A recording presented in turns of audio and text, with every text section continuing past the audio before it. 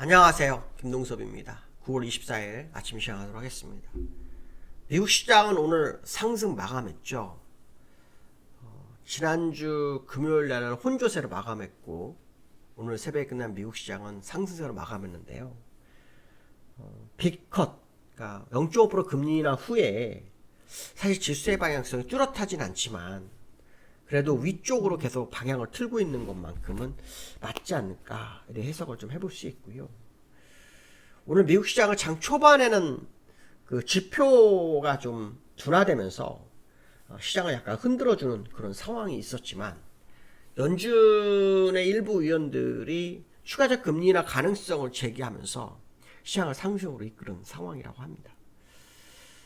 일단 연준이 금리를 3% 중반대까지 내려가는 것을 이제 기정사실화하고 있는 현재 시장의 모습이 있기 때문에 추가적 금리 인하가 이루어지는 것만큼 확실한데, 문제는 뭐냐면 어저께 크리스토퍼 월러가 이런 얘기를 했어요. 지표가 약화되고 인플레이션이 2% 밑으로 떨어지게 되면 2%를 유지하기 위해서 금리 인하할 수 있다, 그런 얘기를 했었거든요. 그런 얘기를 했는데도 하고 난 다음에 또다시 이제 지표가 안 좋은 거죠.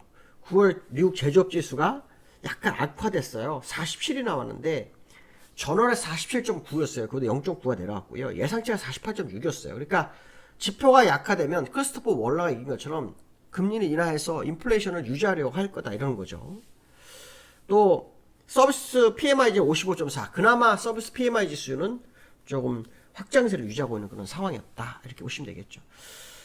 그러나 제조업 PMI 지수가 아까 47이 나왔는데 이것이 이제 시장의 영향으로 제한된 것은 아까 말씀드린 것처럼 연준이 만약에 지표가 나빠지게 되면 인플레이션이 더 떨어질 거를 대비해서 인플레이션이 떨어지지 않게 하기 위한, 그러니까 2%를 유지하기 위한 금리 인하에 대한 부분, 이렇게 시장은 받아들인 것으로 보입니다.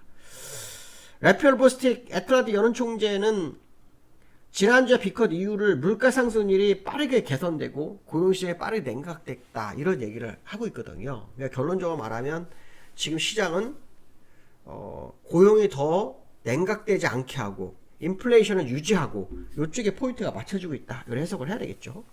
오스틴 그스피 시카고 연은 총재도 이런 얘기를 합니다. 경제 연착륙을 위해서 더 많은 금리 인하가 필요하다. 어쨌든 3% 중반대까지 가려면 아직도 1.5%는 더 내려야 되잖아요.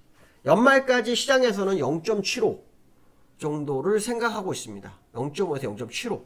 제가 볼 때 0.75가 맞을 거로 보고 있는데요. 어쨌든 금리 인하는 이제 시동이 걸린 거고, 거기서 인플레이션이 갑자기 푹 뛰지 않는 한은, 또 지표가 굉장히 강하게 나오지 않는 한은 금리 인하는 추세적이다, 이런 해석을 해볼 수 있는 상황이다, 이렇게 보시면 되겠죠. 테슬라가 4.9% 정도 오른 게 특징이고요. 이번 주에 실적 발표가 있죠. 25일 내일 밤에 마이크론 실적 발표가 있는데요.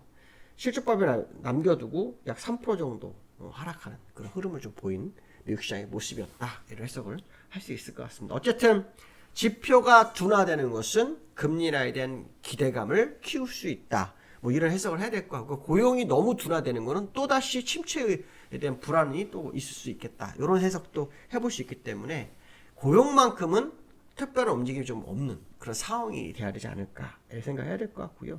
미국이 금리 인하하면서 이제 금리 인하를 동결한 나라는 우리나라밖에 없죠.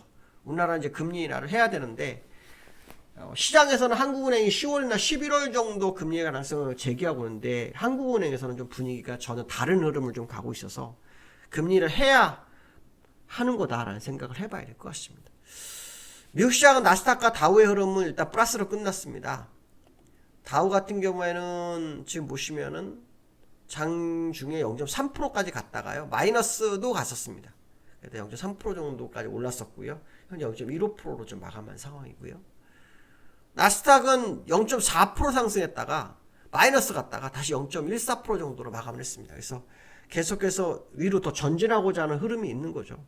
빅컷 하고도 수시로 빅컷 하고도 그 빅컷이 바로 영향을 미치고 하루 뒤에 영향을 미치고 지금 이틀 동안 계속 행보하는 상황인데 시간차를 좀 두면서 방향성을 모색하는 게 아닐까, 그런 해석을 해볼 수 있겠다, 이렇게 보시면 될 것 같고요. 그 해외 종합 차트를 좀 보시면 테슬라가 굉장히 좋습니다. 테슬라 오늘 쫙 뻗었죠.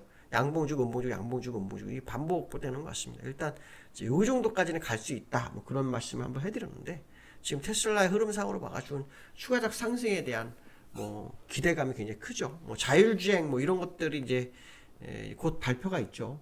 그런 부분들이 테슬라를 주가를 더 끌어올리는 뭐 계기가 되는 거 아닌가. 뭐 그런 해석도 해봐야 될 것 같고요. 미국 시장이 이제 금리나 이로 인해서 주가가 계속 견조한 흐름을 보이는 가운데 시장에서 굉장히 견조한 게 또 하나가 있습니다. 금입니다. 금. 이 금은 제가 예전에 한번 2,800불까지 맥스랑 3,000불 정도까지 가능할 수 있다라는 얘기를 제가 한번 해드렸는데 요즘 뭐 거의 매월 오르고 있죠. 매우 오르고 있습니다. 이제 2,800불은 여기서부터 요 파동만큼을 저점에서 파동하면 2,800불에 딱 나옵니다. 근데 이제 1.5배 정도 나오게 되면 이제 3,000불을 볼 수 있는 거죠. 그래서 금이 시장에서 상당히 의미가 있는데요. 올해 2023년도, 24년도부터 본격적으로 뛰었잖아요. 2024년도 여기잖아요. 이때 본격적으로 33% 올랐습니다. 지금 그 금 수요가 굉장히 늘어날 거라고 하네요.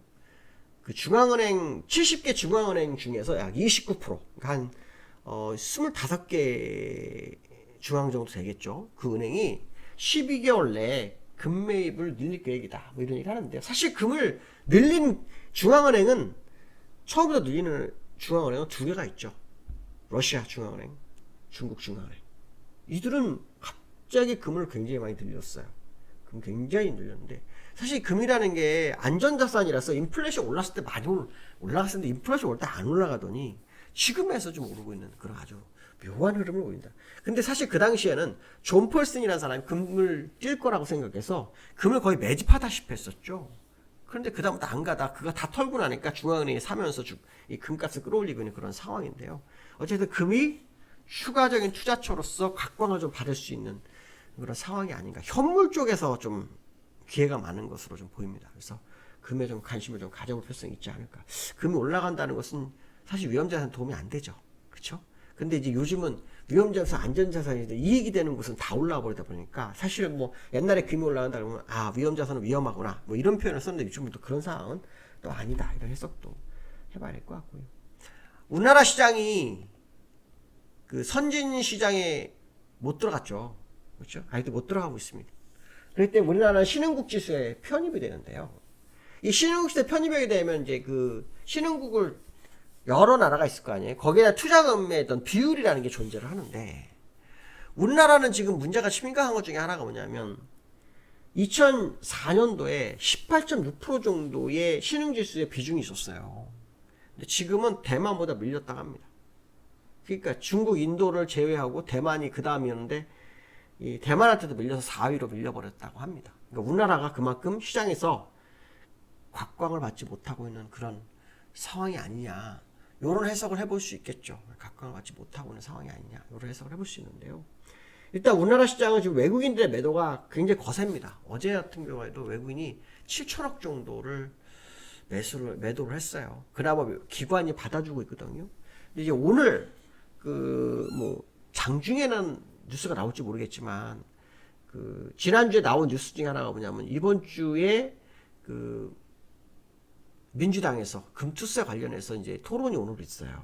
근데 지난주에 대충 나온 거는 이제 3년 유예, 5천만 원에서 1억으로 유예, 더 확대, 뭐 이런 식의 어떤 뉴스가 있었거든요. 그리고 소득공제를 좀 늘려준다, 뭐 이런 식으로 있는데 사실은 소득공제가 의미가 없죠. 별 의미가 없습니다. 이런 거를 환급해주지 않나는 따가는 건 말이 안 되잖아요. 왜냐면 리스크를 달고서 하는 거잖아요. 리스크 이시 하면서 깡통도 나는데 소득공제가 얼마나 되겠습니까?